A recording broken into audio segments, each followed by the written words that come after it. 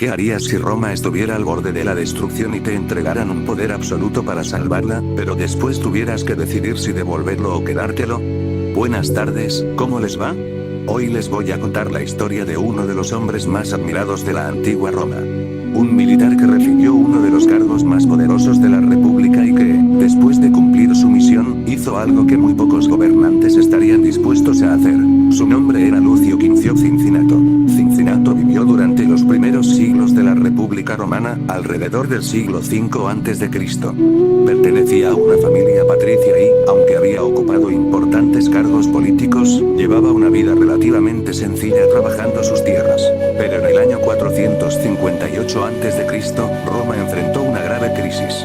Un ejército romano había quedado rodeado por los equos, un pueblo enemigo de Roma. La situación era desesperada y el Senado necesitaba a alguien capaz de tomar el control del ejército inmediatamente. Entonces eligieron a Cincinato como dictador. Según la tradición, los enviados del Senado lo encontraron trabajando en su campo, arando la tierra. Le comunicaron que Roma necesitaba de él y Cincinato dejó el arado para asumir el mando. Reunió rápidamente un ejército y marchó contra los equos. En lugar de atacar directamente, Cincinato rodeó al enemigo y construyó fortificaciones alrededor de su posición. De esta manera, los romanos que estaban atrapados pudieron atacar desde dentro mientras el ejército de Cincinato lo hacía desde fuera. Los equos quedaron completamente rodeados y fueron derrotados. Cincinato había salvado al ejército romano, y ahora tenía algo que pocos hombres podían conseguir: un poder prácticamente absoluto sobre Roma. Pero entonces ocurrió algo extraordinario. Cincinato podría haber utilizado su posición para quedarse en el gobierno, enriquecerse o aumentar todavía más su influencia.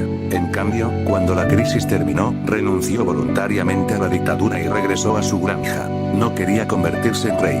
No quería conservar el poder. Simplemente había aceptado el cargo porque Roma lo necesitaba. Y cuando dejó de ser necesario, lo devolvió. Años después, según las fuentes antiguas, Cincinato volvió a ser nombrado dictador durante otra crisis política.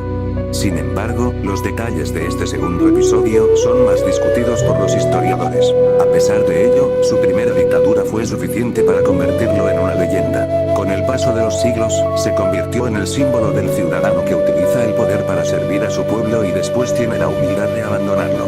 Cincinato no conquistó un imperio, no fue un rey, no construyó una dinastía, solo dejó una enseñanza.